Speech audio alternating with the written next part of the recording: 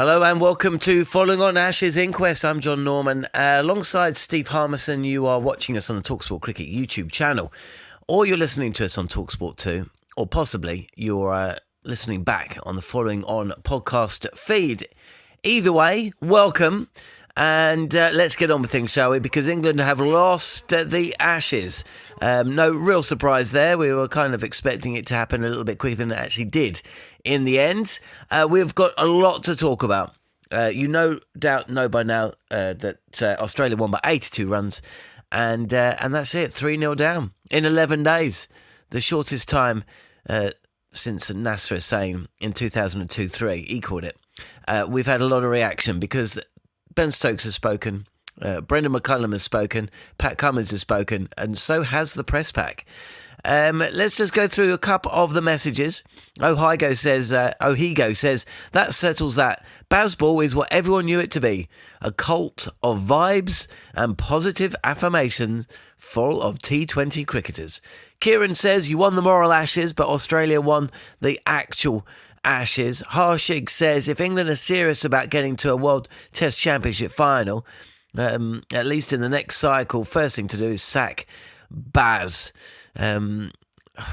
Steve Harmison, you have one job as a coach, as far as I can see, and I'd say that the biggest job of all is making sure your players are prepared. But it turns out they weren't prepared, and the has-beens were right. Good morning to you. Yeah, I'm one of the has-beens, or as Alan Brazil called me, the never has-been. So, yeah, I mean, I think we all knew where this was going when you looked at the preparation and everything that comes. What I will say is, when it's all said and done, and the fifth test match is finished, and whether it finishes 3-2, 4-1, or possibly looks like it could be 5-0, what a lot of people will be saying by the end of it will not be smarter after the event, because we've all said it before, what the preparation looks like. I mean, this team has they've been very, very good to watch. They're a very, very good team. They're a great bunch of lads. We've all been in their close proximity, John, because we've been toured on them with India and with New Zealand and stuff like that. They're a likable bunch, and they're an entertaining bunch to watch. But they have looked down at people at times. There has been an air of arrogance about them. There has been, it's our way and the highway. They've looked down to former players. They've scoffed at former players. They've reinvented the wheel in their eyes when it comes to cricket, because it's changed that much, like the comments just said there about 2020 world. They've had no respect for county cricket, and that's cost them. And they've gone over to Australia and do it our way. We do it the way we've done it for other tours where we've been successful. This is the Ashes. And we're going to hear Brendon McCullum say one thing in a minute. He's going to say, the last 2 days are the best 2 days we've been on this tour. Yes, because day 10 and day 11 are the time when you were ready to start playing cricket. Your team was ready to start playing cricket on day 10 and day 11. And England, halfway through day 11, have lost the Ashes. And I think that's where, when all's said and done, when it comes to this team has not had any consequence, not had any accountability. Rob Key's under pressure because he appointed Brendon McCullum. Rob Key's under pressure because he overseen this whole system. Brendon McCullum, for me, is the one that falls, simply because he's the one, as the coach, who is going to make the system work. He is going to make the preparation meticulously right for an Ashes tour. He's going to make the all singing, all dancing, all bases covered, plan B, plan C, plan D. And England go to Adelaide, day 11 of the test match, for 9 days looking like rabbits in headlights. And for me, that's why he is probably the one that falls. Ben Stokes, it's up to him, because I think he has been one of the only shining lights. And he's pushed his body to a limit where, if this was a real contest, we'd all been, it was 2-1, 1-1, going into Boxing Day and New Year's Day, we'd be massively concerned about our captain's body, because he's pushed it to the limits, because we've all been underprepared. Technically, we've not been good enough. And physically, because we've been underprepared, our bodies are at the limit as well. And unfortunately, the captain's bearing the brunt of having to bowl far too many overs. And the way he had to bat in the heat in the last couple of days, I think has put a lot of strain on his body. So that's my initial overview of what's just happened over the course of this last 10 or 11 days. Let's hear from the coach of England, Brendon McCullum. No, we weren't able to deal with it. Again, that's something we're going to have to look at and say, what did we get right? Sorry, Joe. What did we get right? What did we get wrong? Probably go back to the preparation as well. I know that that'll be something that's questioned. And when you've lost 3-0, you've got to put your hand up and say, maybe I didn't get that preparation right. And that's not just leading into the first game, but we probably did. Could we have done more leading into game one, and could we have done less leading into game two? It's trying to work out those things, and ultimately, you're responsible for that. You put your hand up and say, I didn't get that right because we've lost 3-0. So, there's lots to digest. There's lots to look through and work out what you need to do to be better next time. But we do have a great opportunity in the next 2 tests, and that's the message to the boys, right? What we say externally and what we say within the dressing room is clearly going to differ at times too. We need to find something out of this tour. We need to salvage some pride and play for all the people that have come down to Australia and supported this team, and play for all the people who are back home in England supporting this team as well. And if we can do that, then we walk away with a bit of pride. I can hear you now. So the point I was making is it's too simplistic just to land all this on Brendon McCullum's shoulders, okay? But it's also simplistic to think that he's the man to turn it around. I think one of the problems that England have had over the last 4 years is that they have actively discouraged any other way of looking at things. Now, I'm not suggesting that in their quieter moments, they don't reflect and talk about where it's gone wrong. I don't doubt that after the defeat at the Gabba and at Perth, Brendon and Ben and probably Rob didn't speak about, maybe we should have brought Liam Dawson or Jack Leach, right? Or maybe they discussed the fact that, if in his quieter moments, I think all three of them regret not forcing Jacob Ethel into this side earlier. They won't say it, but I think that they probably always wanted Bethel in. And right at the end, they just buckled because they were worried about the message it would send to the dressing room, the fact that it would have been really difficult and harsh on a very likeable figure like Ollie Pope. But they won't say these things, okay? So I think that there is introspection. But I also feel there needs to be somebody in there that is disagreeing, that is saying, no, I have more experience than you in certain areas, and these are the players you should be bringing into this team because I watch county cricket and I value it, and I think that these players may not play with a strike rate of 70 or 80 or 90, but they will score runs and or take wickets. And that's the currency of cricket at the end of the day. The other thing is, it's under Brendon McCullum that this team has stopped using, and I'm paraphrasing George here, George DeBound, the cricketer. It's under Brendon McCullum that this team has stopped using specialist coaches. Okay, it's under Brendon McCullum that this team thought the preparation was adequate.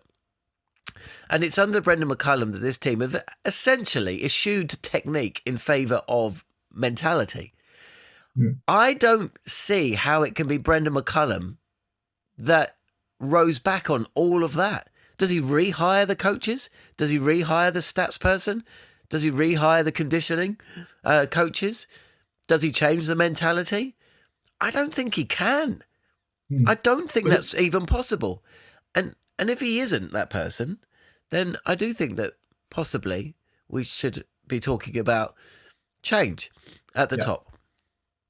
Yeah, I mean, there's a lot. You've covered a hell of a lot there to come back at. The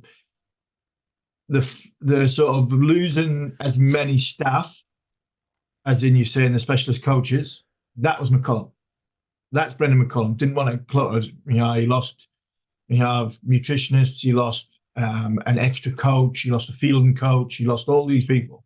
Right. So if you want to look at that, that's McCullum. I look at. He's got Southey. Well, he had Southey. He had Jeetan Patel. He's got Trez. He's got David Saker. David Taker's just come on board literally from that first test match.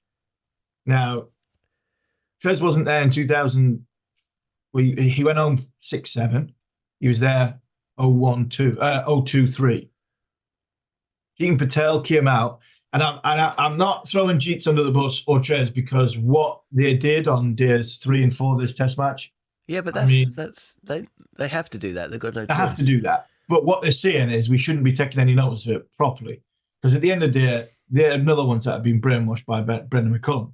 But Jeetan Patel and Marcus Trescothick, Jeetan Patel's more or less saying it's not the biggest series, when McCullum said beforehand it was the biggest series of our lives.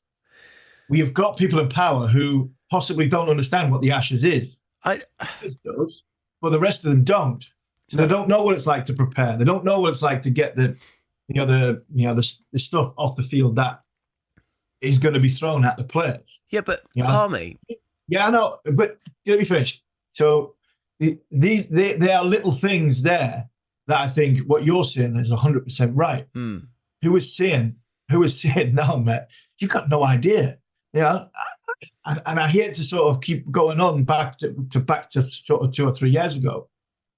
You had Mo Bo at the time when I went for a selector's job. You had Mo Bobat and David Court were in the interview, and the questions they asked me and pushed me on. I tell you what, I didn't have a great deal of respect for somebody like Mo Bobat before. I had a huge amount of respect after the interview because what he was asking me, what he was talking about, how he was looking at things, I was like, I've got this wrong here. I think they've got it right. They're going in the right direction. All the technology they had, all the scouting system they've got. I thought, you know what? I might be wrong here. My mouthpiece is going too far. I got told one of the reasons I didn't get the job was because they didn't want anybody to challenge the captain or the coach. I was like, hold on, surely that's good to have discussions. Alex Stewart, great man, pulled out the day before, not realising, I didn't realise that until I got that question, and then I realised that's why he probably would have pulled out.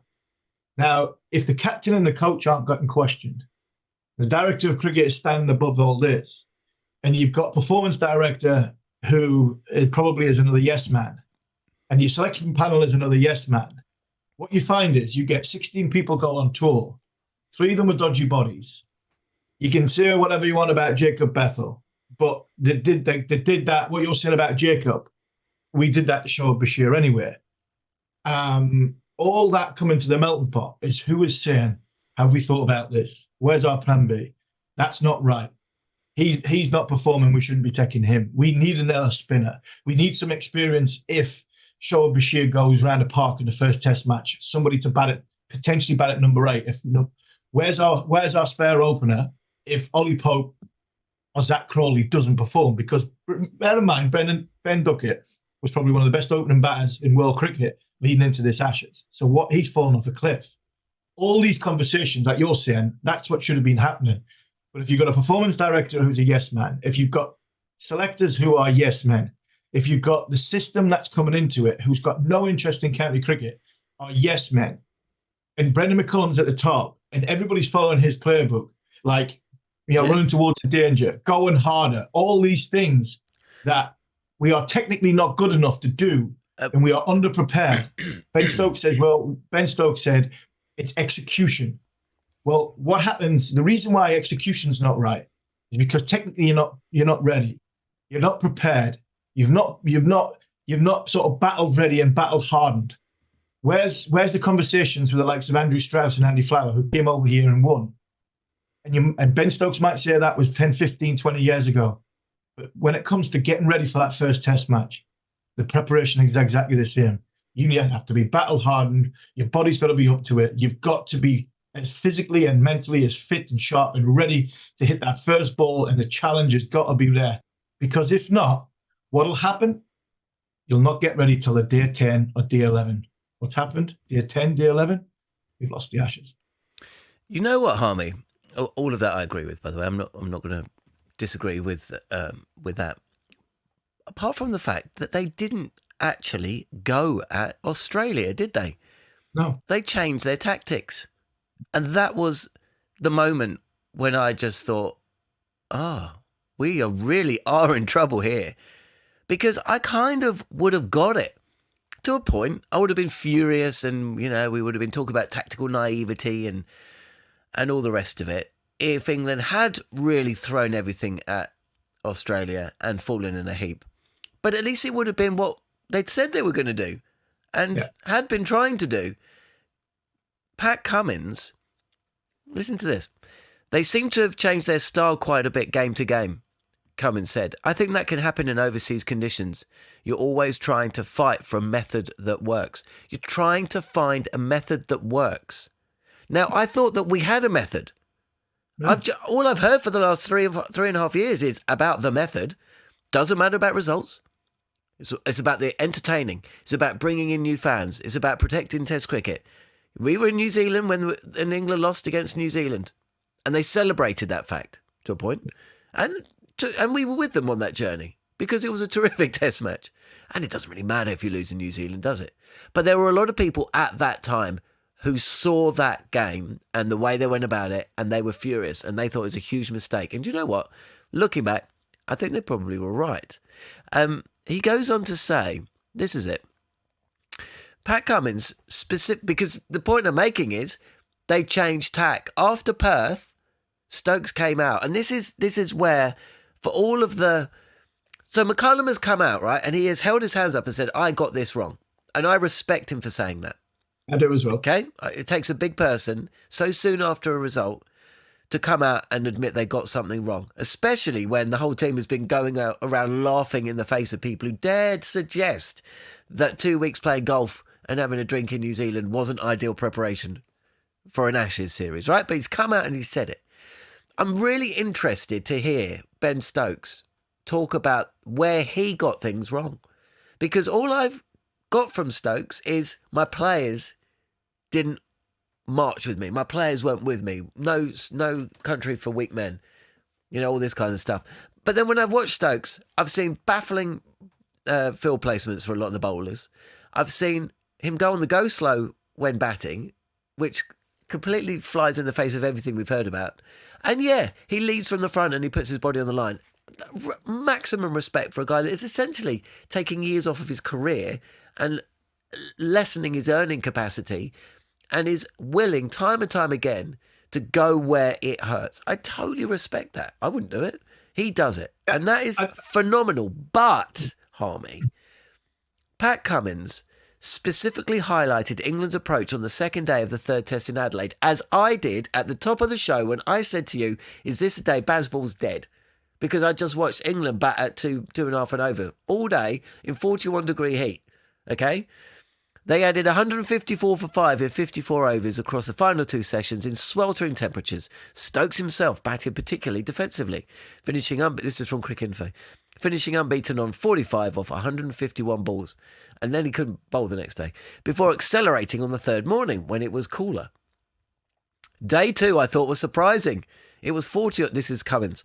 Day 2 I thought was surprising. It was 40 odd degrees. It was hot. It was a very flat wicket. And they just shut up shop there for half of the day. Like they did Jackson Stokes in Brisbane, when I was critical of that. When everybody else was saying, they batted through the session. Which I was pretty happy with. Who knows? I'm sure they'll talk about it and come at us with different plans for Melbourne and Sydney. I'm glad that we've been able to stick to our guns and play the way we play. And it's worked. And so this is the thing. I want to hear.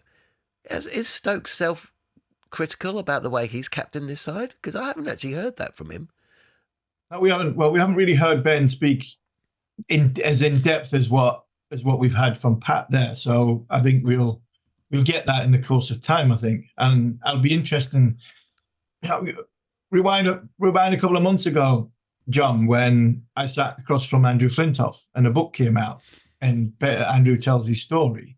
We might have to wait till Ben because Ben's not going to throw anybody under the bus. He's looking after his team. What I will say with this is, I wonder where and I always talk about these types of moments when the lights are off and the door is closed and you're lying there and there's only you in your head and you in your room. I wonder if Stokes is thinking, what on earth have my team been doing? What on earth have I been doing? What on earth have we where have we been from a preparation point of view? Because our batters look completely different to what they've been for the last 3.5 years. Our bowlers are nowhere near ready to take on a 5-match Ashes series. Stokes himself might think, and he, to be fair, he looked as fit as he's been for a long time. And he's having to go through... He's bowled more overs than he probably wanted to bowl. The batting in the sweltering heat, he's probably telling his own body's telling him, going, we can't be bowling again tonight. So that's why he went. I still think that's why he went on the go slow. We can't be bowling again tonight because that'll finish me off. It'll finish Jofra off. You look at the first class overs from the last Test match against India to the first Test match against Australia, which was 4 months away, and only Gus Atkinson had bowled a first-class over. All these things come into the melting pot of what you're trying to say is, where has this big sort of arrogant bravado, come at you at all costs, we're going to be in your face, aggressive cricket? And like I said before, when it comes to the Ashes preparation, this is a different animal. This is a different beast. And you get into the cauldron of Ashes pressure of big grounds, huge stadiums, all wanting sort of beer and blood.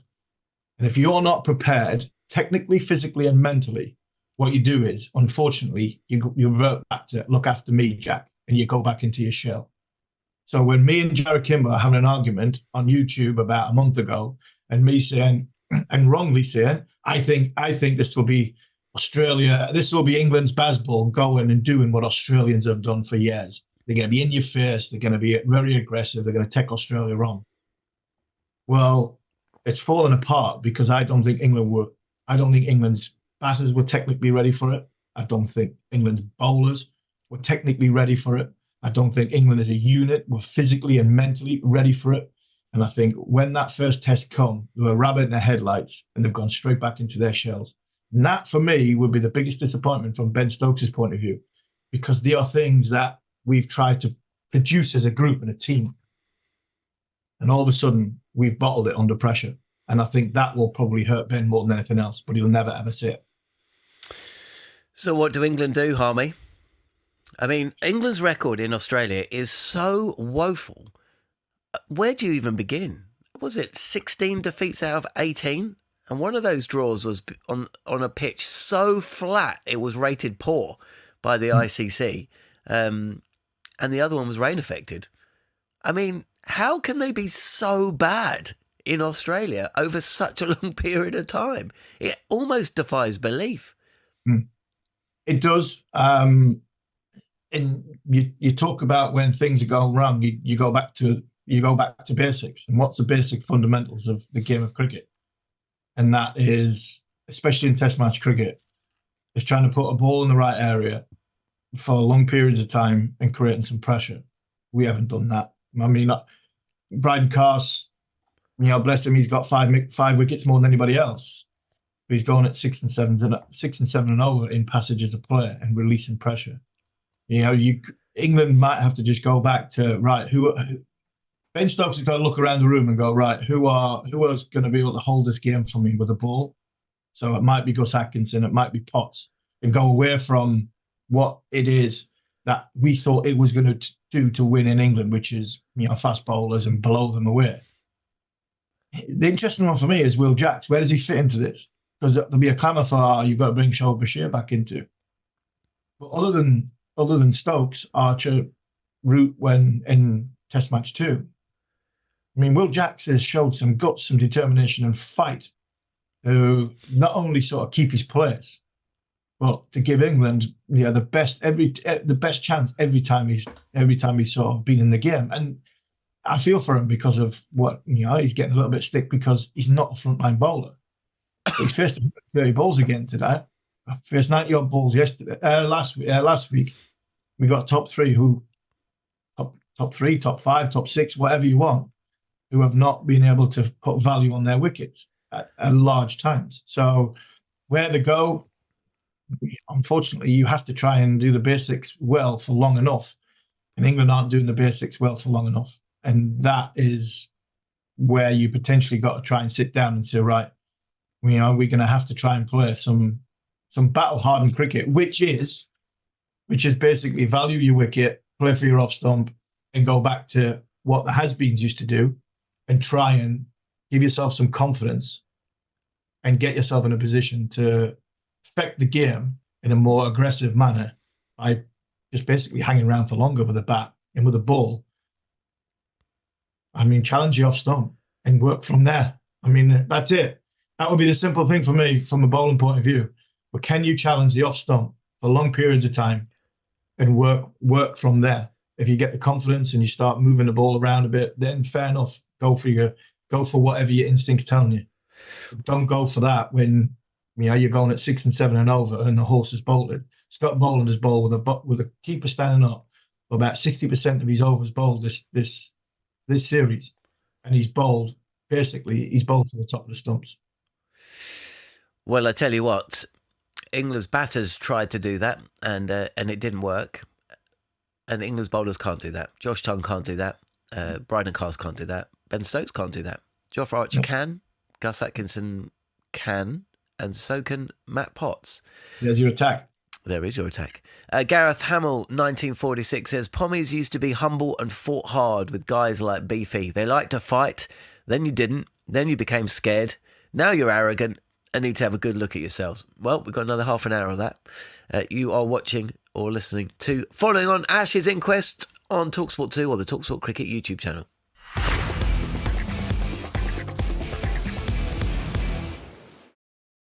This is Following on Ashes Inquest. I'm Jon Norman alongside Steve Harmison, looking back at England's 82-run defeat in the third Ashes test at Adelaide, meaning they're 3-0 down with 2 to play, and we've only had 11 days of test cricket. Daniel Cherny from Code Sports joins us now. Daniel, at the start of the series, did you ever think it was going to be quite as easy as this, and that England would be presenting you with so many freebies and gifts in the lead up to Christmas?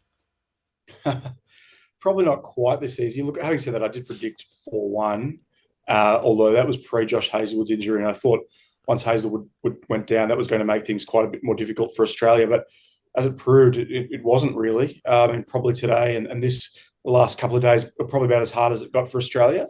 And look, not to say there were some moments today, today being Sunday here in Australia, where I thought maybe England could get it done, particularly once Nathan Lyon went down and Mitchell Stark was looking a bit sore, and we know Pat Cummins is obviously coming back on the back of very little cricket, and clearly still a bit of an injury cloud there, or at least sort of a durability cloud. But it'll probably just a few too many runs for England to get 82 as it proved. So yeah, it is a bit flattening, even from an Australian perspective. Certainly from a journalist perspective, that it's over again 3-0. It's what 7 Test series, an Australian soil, Ashes series in Australian soil this century, and 6 of them have been 3-0 after 3 tests. It's one of the more one-sided contests in world sport, I dare say. Yeah, absolutely. What was the aspect of England's display? The batting, the bowling, the fielding, or the captaincy, or the coaching that dismayed you the most in regard to this being a competitive Ashes series? Look, I mean, you're right, John. There are a lot of contenders there. It is hard to pinpoint one. I think Ben Stokes, to his credit, acknowledged subsequently that that really England has been outplayed in all 3 facets. It'd be that catching, batting, and bowling. Let me get my thoughts straight there. I think actually more than anything, it was the bowling. They're just so short and wide. I think particularly when you look at how good the bowling can be, and we saw that in Perth on that first day, and you see that the ceiling of the bowling, and then for it just to be so abject for so long after that, it wasn't to say that it was terrible exclusively, and I think Jofra Archer at times showed his best, and at times Ben Stokes did, but overall it was just a pretty middling bowling performance. And Bryden Cast clearly can take some wicket balls, but just goes for so many runs otherwise. I thought Josh Tongue was okay. Gus Atkinson was a disappointment for the most part. Unfortunately, we didn't see the most of Mark Wood, but that's also to let the fielding off the hook and the batting. So it's pretty close there. All 3 were disappointing, it has to be said. Dan, you've sort of covered the batting and bowling disciplines and stuff like that. Me and John have just been speaking about a second ago. Have the Australian media and the Australian public been surprised at the sort of non-showing of teeth that England were coming with, and the aggression and the sledging. Because I was of the opinion that, and I wrote with obviously Robert Crash Craddock, that I think England are going to come to Australia and be more Australian than any England team have come before. Get in your face, have a go at you. And, you're going to hear, a little bit to chirp here and a little bit to chirp there. It's not Pat Cummins' way, but it has been England's way. There's been nothing.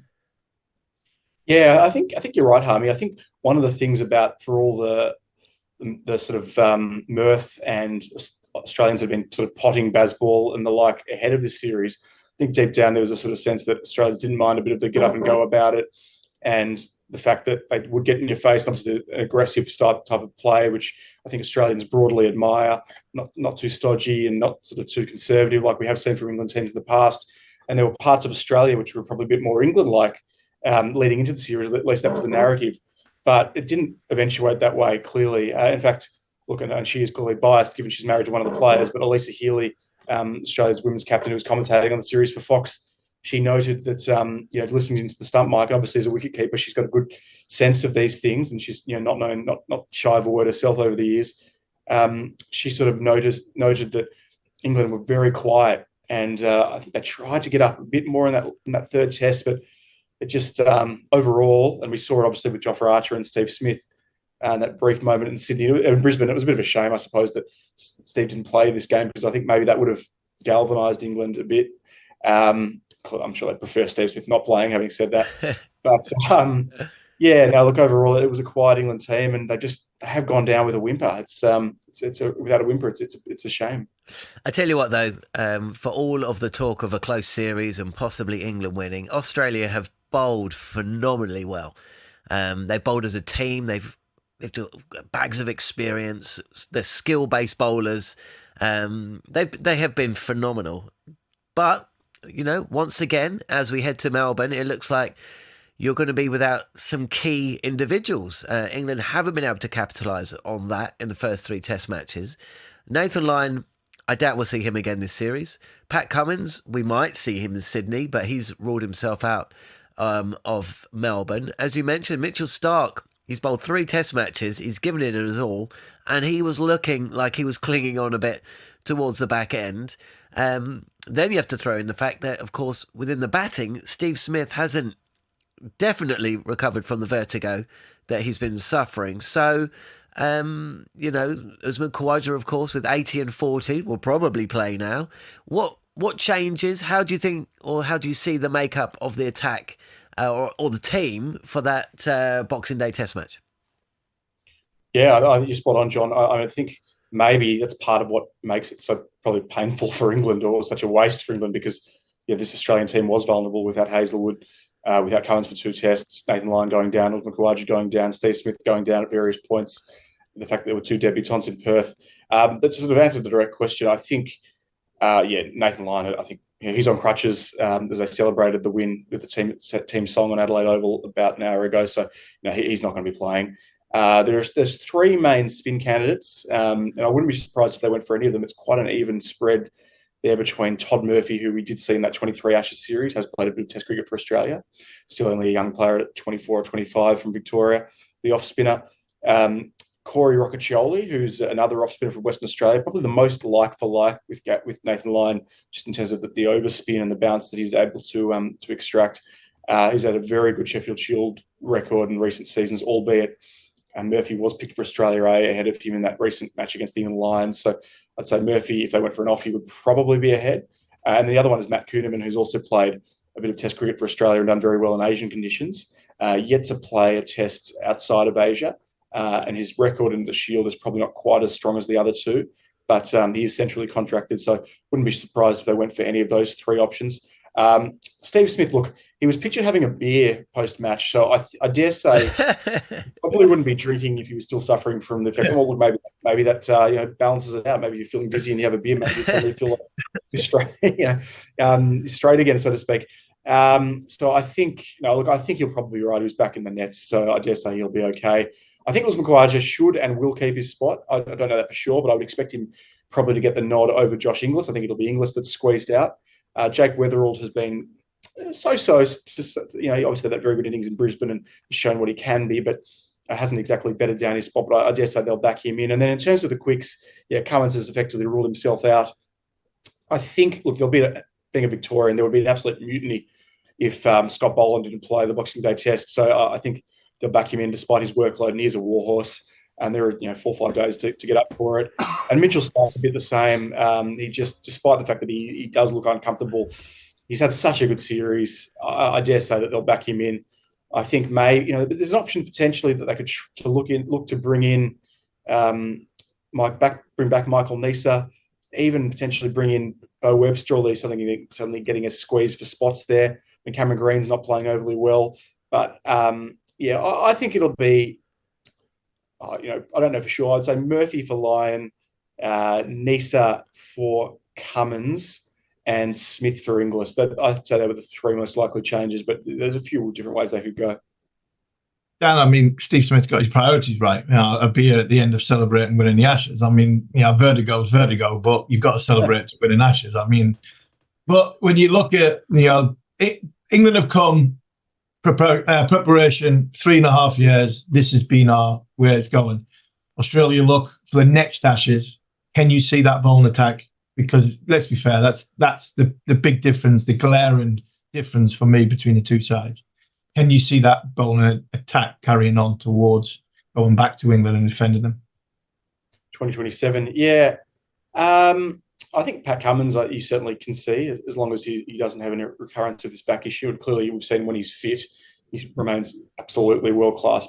Probably, well, maybe Boomer and Rabada are probably, I suppose, the other key contenders there, but you'd say as good as anyone in the world. Look, Mitchell Stark, I think he's getting better. I mean, he's not bowling as many bad balls. For so long, Mitchell Stark, he would spray it a bit, and the good was exceptional, the bad would be a bit vulnerable or leave Australia vulnerable. But you're just seeing less and less of the bad. He's not giving that 1 or 2 bad balls an over that he might have earlier in his career, and he's managed to master the wobble seam, and he's so indefatigable. Now, I know he's almost 36, and clearly you get to that age and things can turn for the worse pretty quickly. But I wouldn't put it past him. He's retired from T20 international cricket, so he's clearly shown that he wants to prioritise Test cricket and wants to push on as deep as he can. So I think he's a fairly strong chance to get to England in 27, the way he's going. Hazelwood's the worry, I suppose, given his obviously he's missed another summer now, and he just can't seem to stay in the park. A bit like Cummins, when he's fit, no worries, he's as good as ever. But he has obviously had a long run with injuries now, and by then I think he'll be 36, 37, so pushing uphill a bit. Scott Boland will turn 37 in April, so we're talking 38 by the time he gets back to England, if he does. Again, he's had a few little injury niggles in the last couple of years, but he's been pretty durable the last 12 months or so. Obviously, he may have more unfinished business after the way things went for him in 23. I mean, it's a fair way away when you're that age, but you wouldn't put anything past him.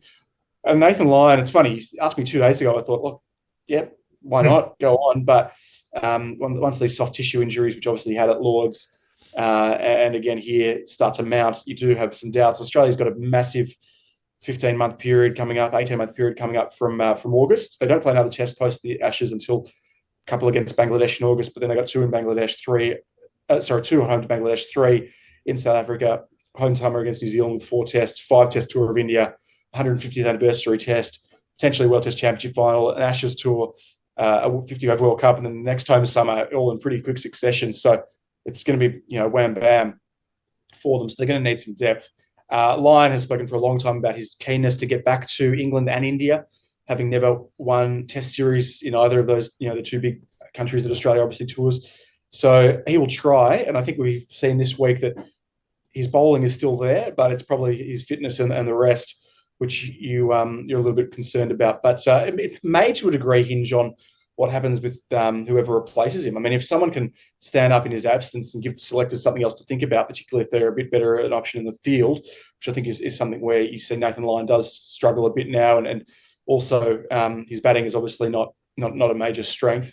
May give them a bit more cause for thought. So, look, and then who knows where Cameron Green's at by that point. He's sort of a little bit nowhere with his Test career at the moment.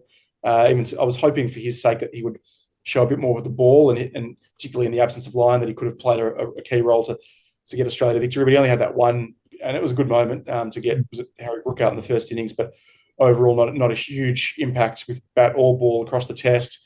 So yeah, look, I suppose it's a bit like we were talking about for this series. It is an aging team. Udman Khawaja, highly doubt will be back, but beyond that, it remains to be seen. I mean, who knows? Steve Smith is up in the air, but they will reach a tipping point, and that's why I can see there is an argument for sort of blooding some youth over the next couple of tests, because sooner or later they're going to need these players. And I suppose we've seen that the Sooners already come to a degree because the depth has been tested. Daniel, thanks so much for your contribution. No doubt we'll speak to you again throughout either the Melbourne or Sydney test matches. And you can follow Daniel on Code Sports in Australia, the Code Sports app, so check that out. Smoking Man 85 says the English team has massively underestimated the quality of Australia. They prepared as much as they thought they needed to. I think we have all been guilty of underestimating the quality of this Australian team, Harmy. Yeah, I think we have a little bit, but I think we've also been a bit blasé, and as much as I think Bazball has brainwashed inside the dressing room, I think it's possibly brainwashed outside the dressing room as well, because I think we possibly believed in our own hype that our players will go over there, show their teeth, walk over, chest out, and take on Australia at their own game, which would be playing aggressively in their face. And the cricket that we've produced was, possibly not as good as some of the teams that, this team has criticised in the build-up towards it. Let's hear from Ben Stokes. He has been speaking following that 82-run defeat, which meant England lost the Ashes inside 11 days. When you come to the third game in the series, when you're 2-0 down, knowing you need to win that game, maybe that brings, 5-10% more out of people that they didn't know they had. It's obviously easy to be able to say, well, why wasn't that shown in the first two games? But I think some individuals have probably actually learned a lot more about themselves throughout this week than they did maybe a week or two ago.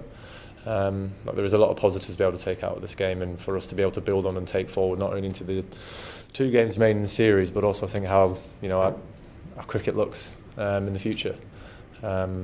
We had guys going out there in some pretty high pressure moments, and I thought they stood up very, very well.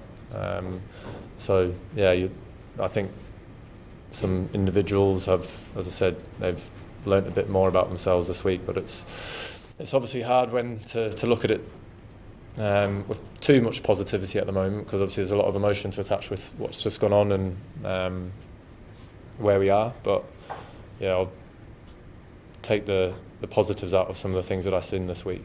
The responses that we showed as a team when we were up against it, and all that kind of stuff. Yeah, he's not really believing that, is he? And I again, as I said earlier, I'd like to hear what Ben Stokes believes he should have done differently with bat, ball, or as a captain.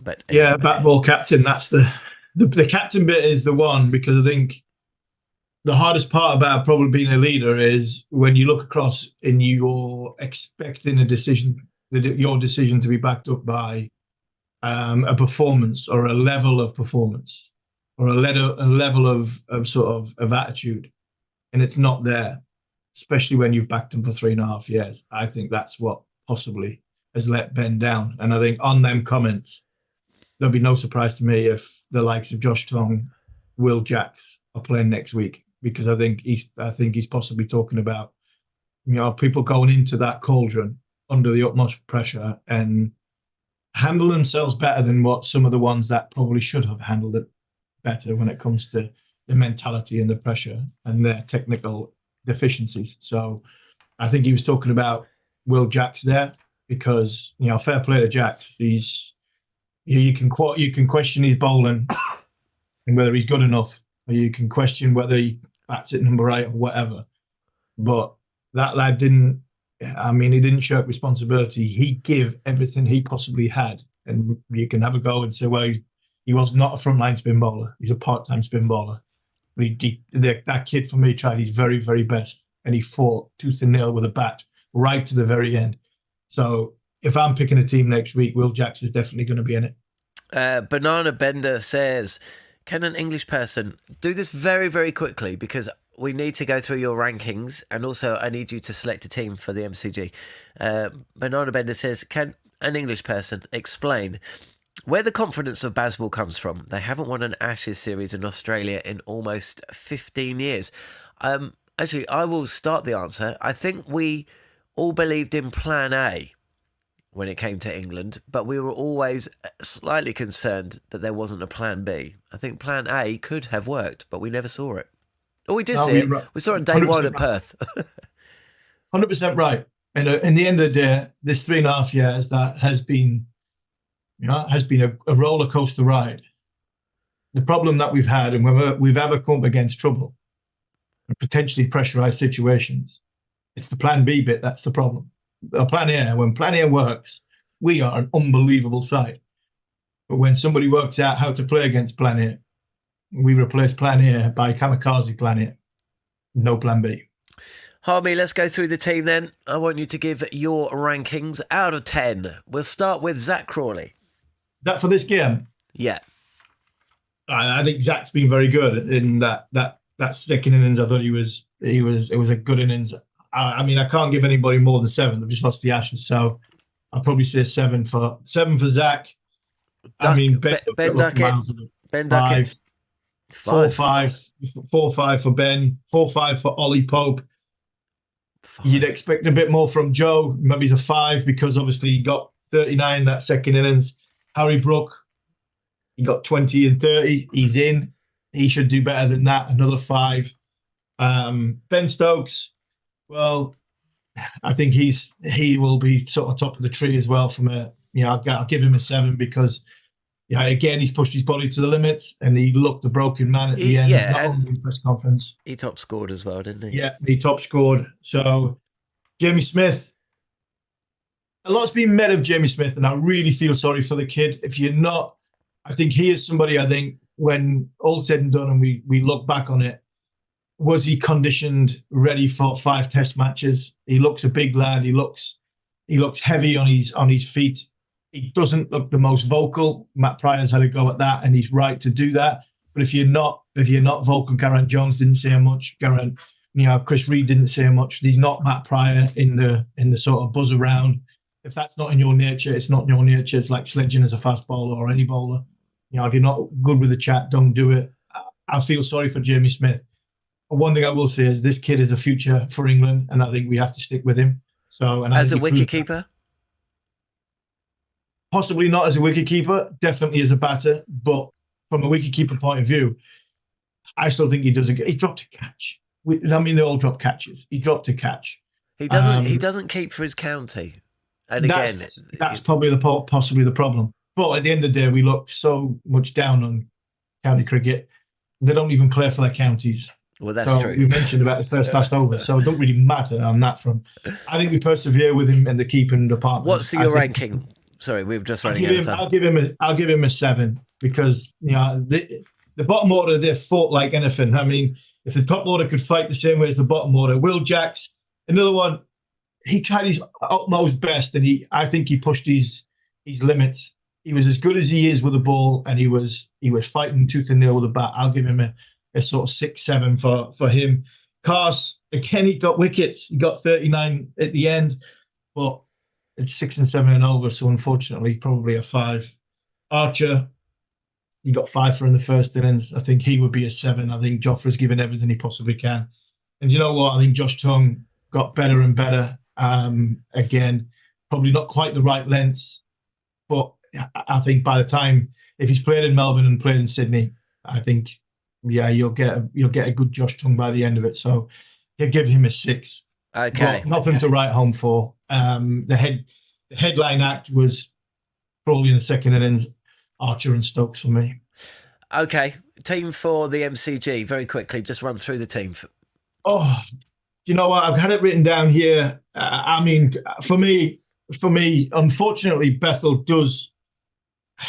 I can't find a way of getting him in. I really do, because I want Will Jacks in, but I don't really want Will Jacks to go to number 3. But unfortunately he might have to. Crawley, Duckett, Jacks, Brook, Root, Brooks, Stokes, Smith, and then, like we said before, go back to basics and see if you can challenge a top off stump. And I'll go with Potts, Atkinson and Tongue with Bashir. I mean, there's no point flogging Jofra. If Jofra's fit, I'd probably put him in instead of a Tongue or a Potts. But I don't see the point of flogging Jofra. If you want to play him again in Sydney, play him again in Sydney. I don't want to be in a position to have a tired Jofra and then have Ben Stokes having the ball too much, because I want 3 thoroughbreds. Not quite getting 3, I'm getting 2.5, but I know I'm going to get overs out of Potts. I know I'm going to get overs out of Atkinson, and I know I'm going to get a better Josh Tongue. So I'm going to stick with them 3 with Shoaib Bashir, and then, as much as I really want Jacob to bat at number 3, I think I can't pick an England team without Will Jacks. So if Will Jacks is going to be our spinner, Bethel bats 3. If Bashir is going to be our spinner, Jacks has to bat 3, unfortunately. Okay, well, we'll find out, won't we, on Boxing Day. We'll be back on Following on Ash's Inquest. Have a lovely Christmas, Harmy. Thanks for everything over the last 5 days. At least we've got 5 days.